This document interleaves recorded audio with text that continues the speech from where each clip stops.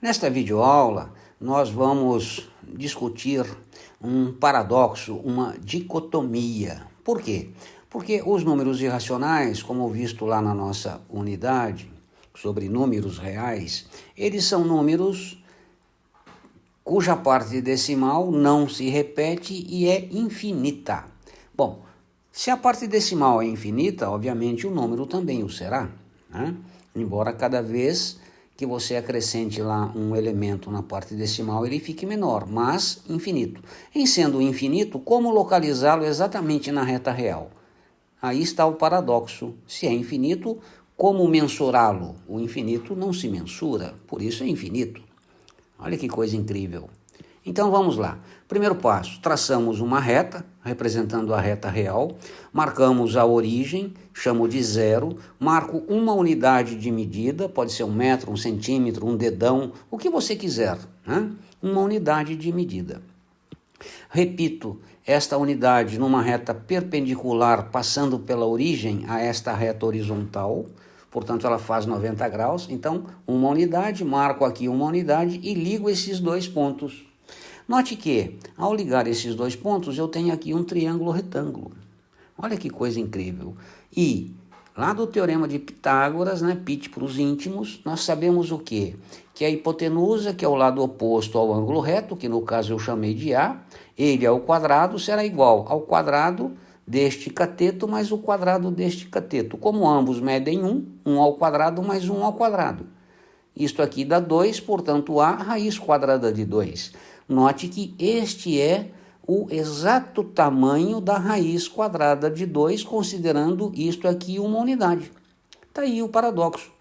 É um número infinito, mas, no entanto, ele está contido neste segmento. Aí eu pego esse segmento, transporto para cá e marco exatamente na reta onde está localizado raiz de 2. Olha que fantástico! Você não imagina quanto isso atormentou e por quanto tempo os pensadores da antiguidade.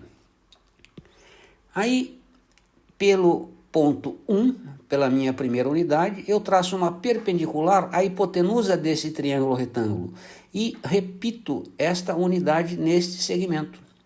Então, tracei aqui uma perpendicular a esta hipotenusa, marquei aqui esta unidade e ligo este ponto àquele ponto. Ao fazê-lo, tenho novamente um triângulo retângulo, aplicando Pitágoras, né? Vou chamar esse valor de B, portanto, este B é a hipotenusa deste triângulo aqui, né? Vou até pintá-lo para que ele fique bonitinho, olha só, para que serve o lápis de cor, né?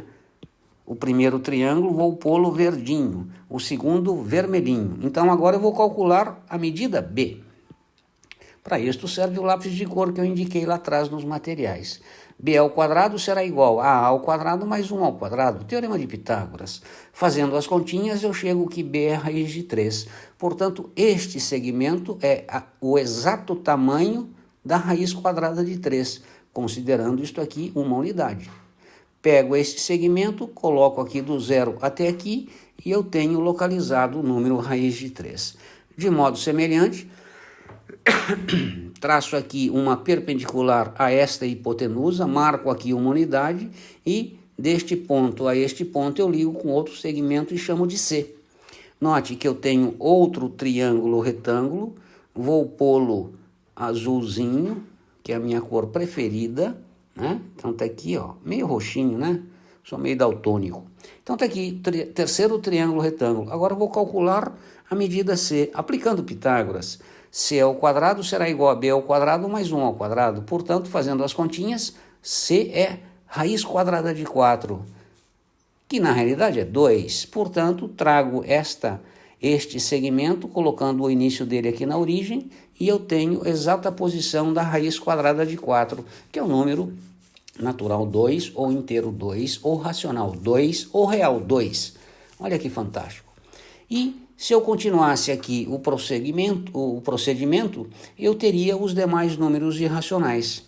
Então, a continuidade desse procedimento nos fornece a exata posição ou o exato tamanho do número irracional. E aí eu consigo pô-lo na reta real. É incrível isto, né? E note que ele é infinito, o número irracional é infinito em suas casas decimais, porém limitado, pois não vai além de um certo valor, né? Ele não passa daquilo. E veja que interessante, isto não foi descoberto por mim, uma pena, né? Por quê? Por que não? Porque quem descobriu isso foi um sujeito chamado Teodoro, né? Na realidade, esse sujeito viveu lá no século 5 antes de Cristo. Então veja, ele colocou aqui uma unidade, montou um triângulo retângulo, ligou as duas pontas e descobriu que isto aqui é raiz de 2, como mostramos anteriormente. Continuou o processo, construiu outro triângulo, fez as continhas lá, descobriu que isto é raiz de 3. Lembre-se que toda vez que ele traça perpendicular, ele pega a unidade. E ele fez isto, e foi fazendo, e foi encontrando os números irracionais, tá? Então, traça a perpendicular relativa à hipotenusa e tem-se o triângulo retângulo. Aplica-se Pitágoras e ele fez isto até obter a raiz de 17.